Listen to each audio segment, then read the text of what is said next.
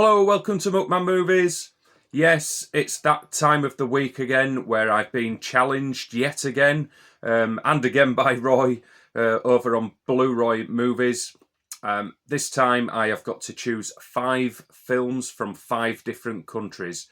These have to be foreign language films. You can't have any English speaking in this. So you can discard America, the UK, Australia. I think somebody had chosen Australia as one of their choices on one of their challenge videos. Yeah, just stick with the foreign language. This just makes it all the more diverse and interesting.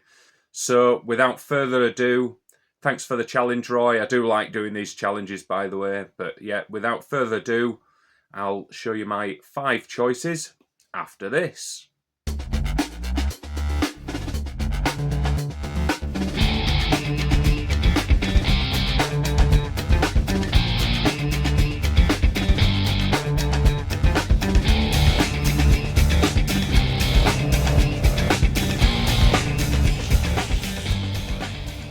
Yes, so this was quite a tough challenge because I have got a plethora of foreign films, foreign language films as well, not just foreign films in an English-speaking language.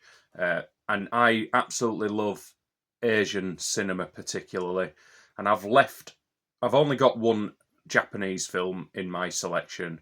Everywhere else I've decided to take from somewhere else in the world. But I could have easily chosen 5 Asian films. There's so much choice and so many masterpieces from the likes of Japan and South Korea and Thailand and China. There's so many great films from that area of the world. But I decided to be a bit more diverse this time round. And I do have a top 25 Asian films on my channel. So if you can head over to that and watch that if you're really interested in finding maybe a new Asian film, I'd really appreciate it. But yeah, I've stayed away from Asia as much as possible. So first up, I have got Ali Abbasi, the director, Ali Abbasi, Holy Spider. So this is a film from 2022 and it was financed by 4 different countries: Germany, Denmark, France and Sweden. And I believe Abbasi now lives in Sweden. He did move to Scandinavia from Iran.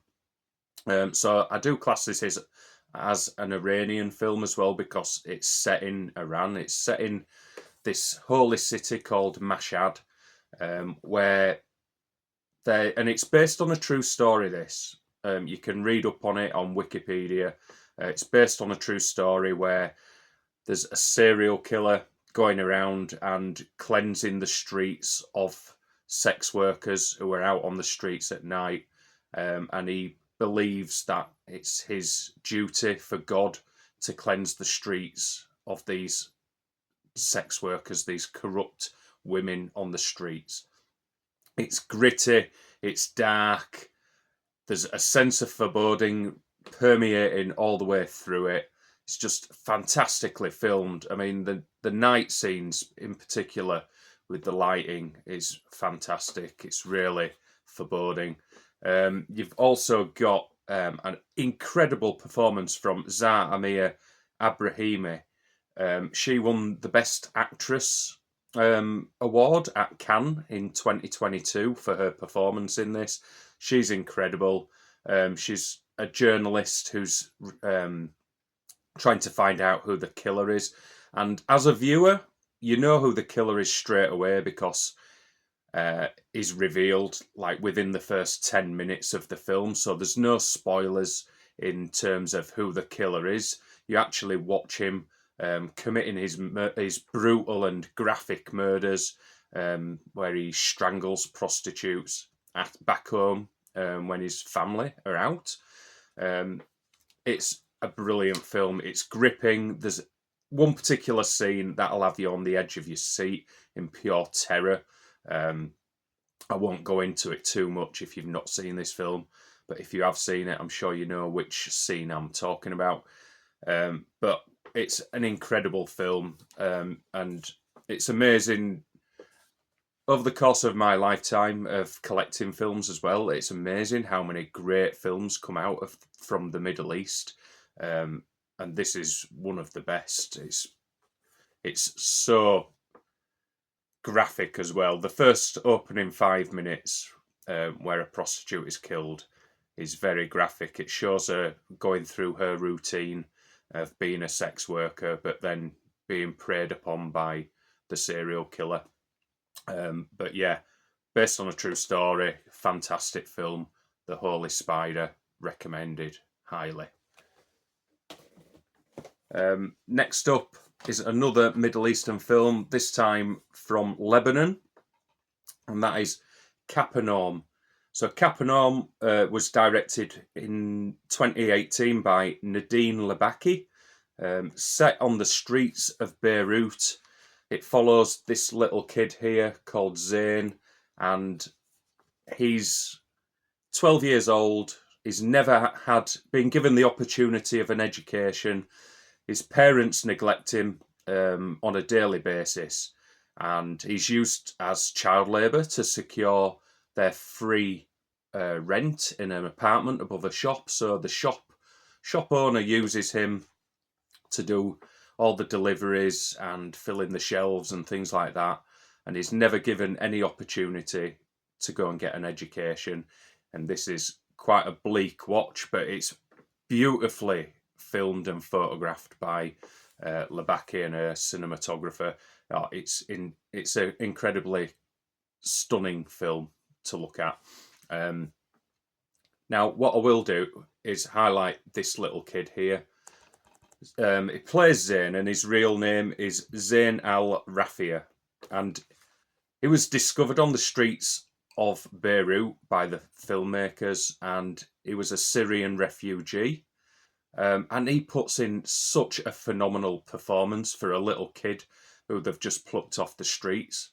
You can see the anguish on his little solemn face.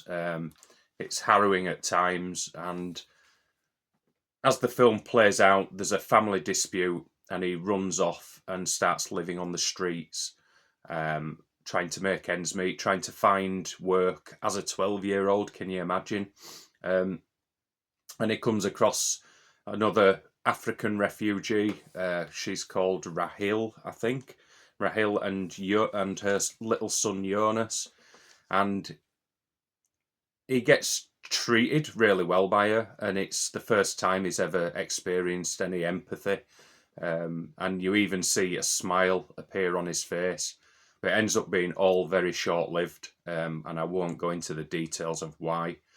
I was sold this as a bit of a courtroom drama, because at the very beginning he's shackled in handcuffs, and there's a court hearing, and he's suing his parents for being born.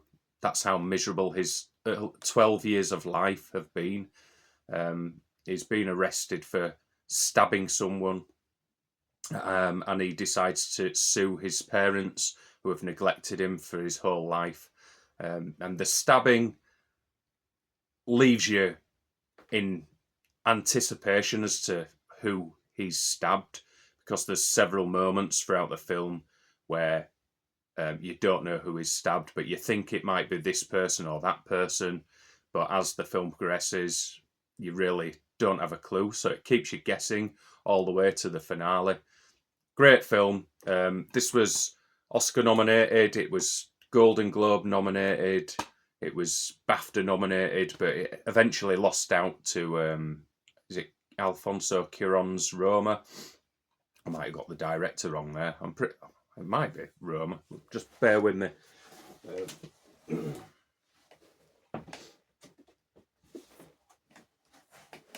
Yes, I got his name right. Alfonso Cuarón. So, eventually it lost out to Roma, which is a fantastic film. And that could have easily got into these 5 films, really.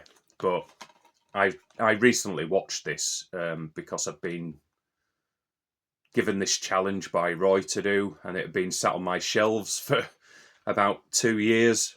So I thought, right, I'm going to watch this, and I'm glad I was challenged because what a fantastic film Capernaum is. So next up we have, from Denmark, we have Thomas Vinterberg's The Hunt from 2012. Another, I mean, I've ended up, apart from one film here, they're all pretty they're all pretty bleak and harrowing, and the subject matter's not very joyful, if you like. But this, The Hunt, is an incredible, it's a masterpiece. So, from Denmark, stars my favourite actor working today, Mads Mikkelsen. I know I've pronounced his surname wrong, but and he plays this primary school teacher called Lucas, and he's got such a great rapport with the kids. And one particular kid who's a little girl from one of his friends, she's called Carla, I believe. She becomes infatuated by him, and he has to take her aside and put her in a place and say, listen, you can't be doing this. It's not acceptable. And she ends up telling an innocent lie, which gets him in a lot of trouble. And his family life is recently divorced, but is starting to re-establish his connection with his son. But his life starts to implode around him as all the town folk and all his friends believe the lie. He loses his job. He's victimised when he goes out shopping. And you can just see all the pain and suffering on his face as it just spirals out of control. And he's totally innocent. It's an incredible film. If you've not seen The Hunt, you really must. It's a 5 out of 5. It's a masterpiece. And the performance you get out of Mads Mikkelsen is incredible. And there's an ending which will leave your jaw firmly on the floor. I was like blown away by the ending, because this sort of thing happens in real life, and it tells it very delicately, but just perfectly. Superbly directed. The Hunt. Go see it if you've not seen it. Pick up a copy now. I think you can get it for easily under a tenner. I think HMV, I saw it on HMV's shelves yesterday, so you can definitely pick that up. Brilliant film, The Hunt. So my fourth choice, and I rewatched this just so I got it firmly in my head what it's about, because this is a Japanese anthology film called Fish Story, and it's from 2009, directed by Yoshihiro Nakamura. And it's an anthology film set, spans 4 decades. So you've got, if I zoom in there a bit, you can see all the decades that it spans across. But it starts off in the 70s, and this struggling rock band, they write a song, and the album never sells. And then it's a very non-linear film as well. It's always flashing back and forward, is this film. So it flashes forward and back, and it flashes forward to the present day, and there's a record store assistant telling this other customer to listen to this song. So they start listening to this song, then out of the window, you find out that there's an impending apocalyptic event about to happen. There's this life-threatening comet which is going to destroy the Earth and kill billions of people. It's on its way to Earth, and the record store assistant says this song will save the day. So then you go back in time to the 80s, where you come across this guy who was a bit downtrodden. He's used by his not very pleasant friend to drive him around and go on dates and things like that. And he comes across this girl who says, "You're going to meet your forever partner tonight," and he does, and it just feels totally disconnected from the song Fish Story. You've got one of his friends in the back of the car, with loads of tapes, and Fish Story is on one of these tapes. So they do discuss it in the car, and they say it's a cursed song because there's a moment in the song that's goes silent, it's blank. So they say if you've got sixth sense, you can hear a woman screaming. But yeah, other than that, the song Fish Story doesn't seem to have any influence on this story. But later you will find out why it does. And then it's always flashing back and forth to present day. You see in the comic, the news reporter saying, "We have 3 hours left to survive, get to the highest points possible. There's a tidal wave coming that's going to destroy Japan." But these people in the record store, they've become accustomed to the idea that they're not going to survive, basically. And then it fast forwards to 2009, from 1982, and you're on a boat, ferry, and this girl falls asleep and doesn't get off at her stop, and then the ferry gets taken over by some terrorists. And this is one of my favourite parts of the anthology. You've got this chef here who's the champion of justice, and he takes on the terrorists, it's such a great scene. I love this part of the story. And then we go all the way back to 1975 and the inception of the song Fish Story. So all these stories don't seem connected at all, until the last 10 minutes, where Nakamura ties all the loose threads together with a brilliant montage. I loved the montage, and it ties it up perfectly, and it really puts a grin on your face. It's just a fantastic film. I can't imagine anyone or many people hearing about this film. It's a great Japanese. It's what you'd expect from Japan. It's a bit bonkers, but each story is entertaining in its own right. Yeah, go hunt it out. Fish Story. I'm pretty certain this is under a tenner now as well. You can easily find this. But yeah, from Third Windows Films, who always release lots of interesting films from Asia. Fish Story. Go watch it for an interesting couple of hours. And then finally, and I'm always banging on about people need to see this film. This is probably the one film out of the 5 that most people will have heard of due to the director, and that is Denis Villeneuve's Incendies, which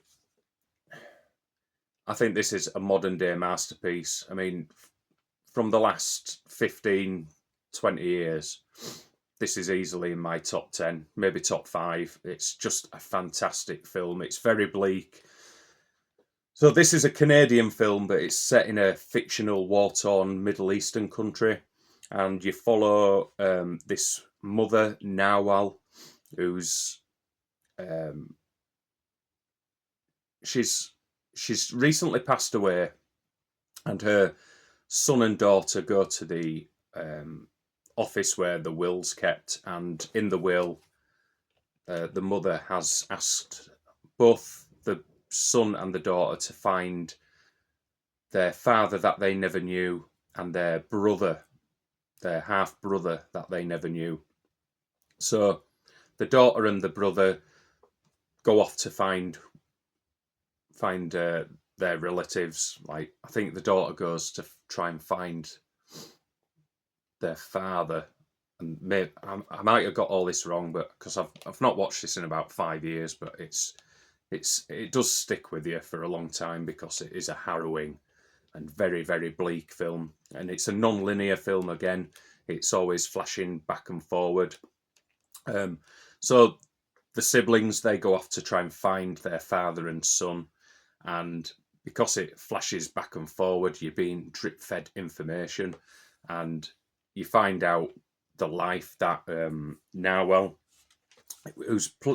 she's played brilliantly by Lubna Azabal, another award-winning performance, absolutely incredible. You find out her backstory, where she grew up. She lived in a country where it's just ripped apart by war.